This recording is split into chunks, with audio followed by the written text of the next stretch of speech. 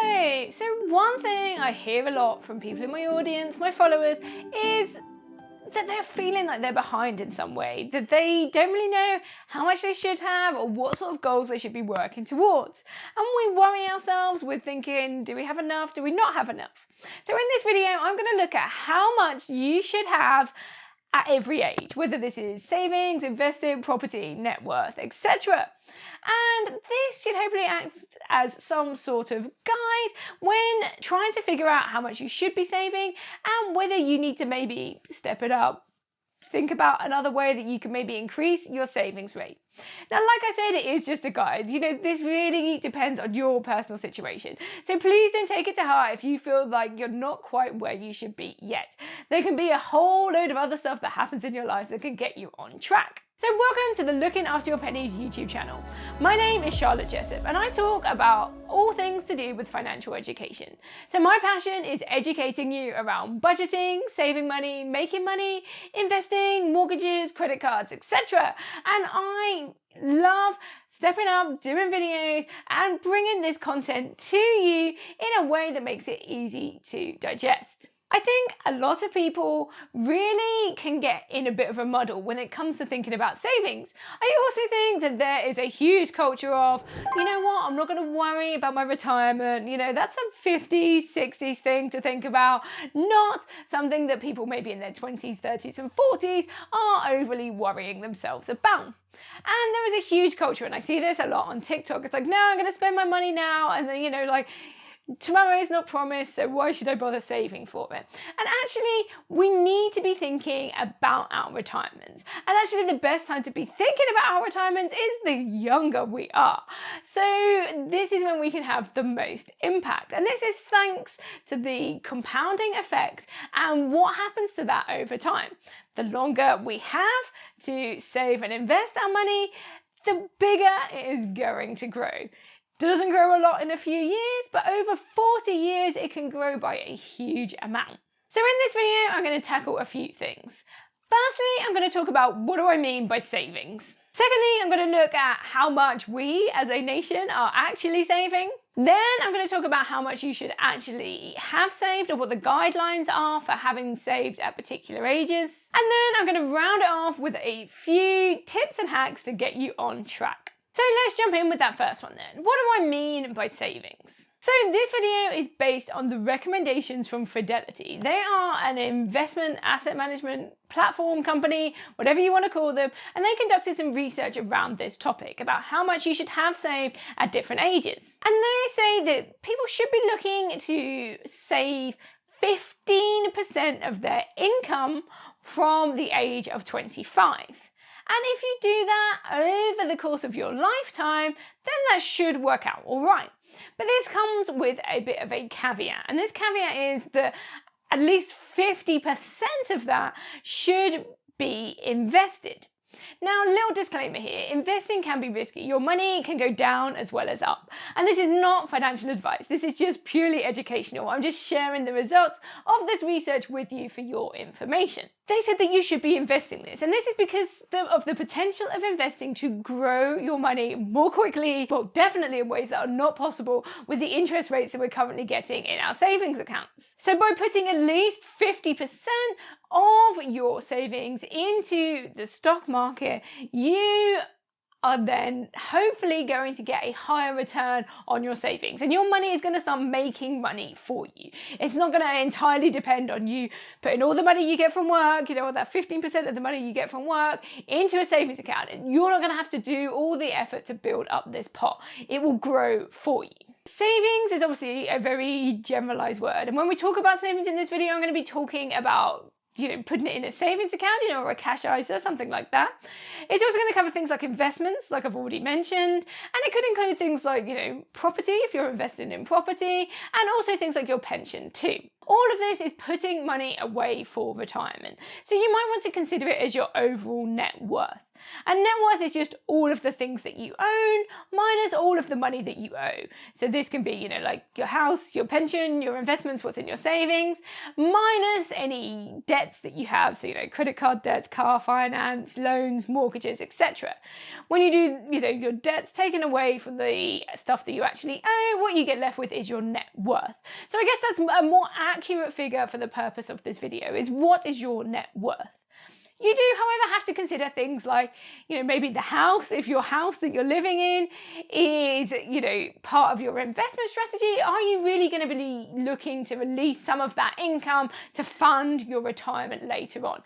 If you are intended to live in the house that you're in for a long time, maybe until you, croak it, then you probably don't want to consider that as part of your retirement strategy. So think carefully about what you would include in that figure and use that to help you check where you're at on your savings journey. So how much do we currently have saved? Well, obviously I don't know exactly what's in your bank account, but we can take a look at some of the averages for, household savings within the UK. So when we look at people aged 22 to 29, about 40% of them have no savings at all. So that's 2/5 of this age category that has no savings at all. You have around 10% that have between £2,000 and £3,000 saved up, and then there's only 25% that have more than £5,000 saved. But then when you look at the older generations, you only get a percentage that's just over 2% of, 55 plus that have no savings at all. So it seems like the general trend is that as we get older, we do start to accrue some savings. So if we look at 25 to 34-year-olds, the average amount of savings for that age category is £3,544. And this increases to closer to £6,000 when we get into the 35 to 44 category. So we are building savings as we go, but maybe not at the rate that we need to. So let's have a look and see what amount of savings, investments, net worth, all of this that we should have at particular age groups. And like I said, this is based on this particular research, so don't be disheartened. So like I said, in your 20s, so from 25 onwards, Fidelity were recommending that people were saving 15% of their income per year. So obviously at this age, you're starting with not a lot and you're building it up. So there's no expectation that you should have a particular figure at this point. Now, by the time you hit 30, to stay on track for, a decent, well-funded retirement, you should have the equivalent of 1 year's gross salary saved. So let's say you earn £40,000 per year, then you should have £40,000 saved or invested or in your pension or in property or something like that. That's kind of like the first checkpoint, is have you got 1 year's worth of your annual salary saved or invested somewhere by the age of 30. Now, by the time you hit 40, that figure should be closer to 3 times your annual salary. Now, the chances are that your annual salary might have increased. You might now be looking at an annual salary of £50,000 per year, in which case you should be looking for around £150,000 saved or invested in your pension, etc. So like I said, this isn't necessarily all going to come from directly from your income into your savings account. You're going to be looking at investing this. And if you've had a chunk of money saved and invested by 30, that should be growing over that 10-year period too. So that's going to do some of that work for you. Now by 50, that should have increased to 6 times your annual salary. Again, that might have increased as well. So, you might now be looking at an annual salary of £60,000, in which case you should have £360,000 saved or invested. Again, we're relying on our money doing some of this work for us. Obviously, you are going to still need to contribute to this, but it will also be your money that is growing to help you get there too. By 60, you're looking at around 8 times your annual salary. And at this point, you might have started, thinking about semi-retirement. So, your annual salary might have dipped, but you should still be seeing some growth from the money that you've saved and invested. And then by retirement age at 67, you're probably looking at needing around 10 times your annual salary. Now, if you intend to work beyond this, so let's say you want to work until you're 70, then the amount that you need saved is probably going to be less. In reality, people have less than this saved, but this is just a recommendation and something that maybe we can try and aim for. Can I honestly say that I have this amount saved? Well, yeah, you know, maybe if I include my husband in this as well, we're probably on track for this. But this story is probably not true for the majority of the people in the UK. So we just need to be thinking and reflecting about what we actually want to achieve in retirement. There are lots of great tools that can help you with this. Your pension is a great one, particularly if you're employed, because then you can get contributions from your employer and you also get some, tax relief from the government.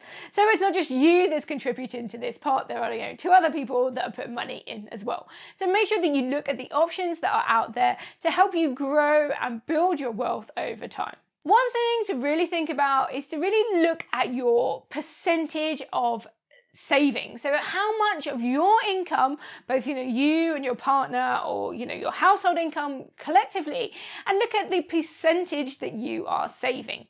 Now this is normally a good check, even for those that are on a variable income. So have a think about how much of your income every month, every week, whenever you get paid, is going towards your savings pot, and then work on increasing that. Now there are 2 ways that you can do this. One is to reduce your expenses, and the other one is to increase your income. So when you look at these 2 things together, you reduce your expenses, you increase your income, and therefore the percentage that you can save and invest will increase too. It's also good to use some of the tools that are available to us now. So this is things like automating your savings. So take the effort out of it for you personally and get your bank set up a direct debit, a standing order, something like this that moves the money into your investments, into your savings for you. You can also look at maybe starting a side hustle as a way to increase your income, or go and ask for those promotions. If you just want to get a little bit of extra cash in the pot now, maybe just have a look around your home and see some of the things that you can sell. Yes, it's not going to get you 10 times your household income, but it is going to help you make some steps towards that journey. And it's a really good thing to just get in the right mindset for saving and the different ways that you can make that happen. Thank you so much for watching this video today. I am constantly putting out content on a whole load of different platforms. You can find me on Instagram, TikTok, Facebook, Twitter, and if you want a little bit more, if you want to join a community of people that are working towards a better financial future, then please do check out the Money Nook. This is my financial education membership site where you can get access to courses, workshops, live Q&As, group coaching, and like I said, that fantastic community. Currently, it's just £12 a month, and you can cancel that subscription at any time. I would love to have you there. Come join us. Start working towards that better future. Invest in your money education. Come help the other people in the group. Show them your expertise too. Big thank you for watching. Don't forget to hit the like and the subscribe button, and I will catch you in the next video. Bye.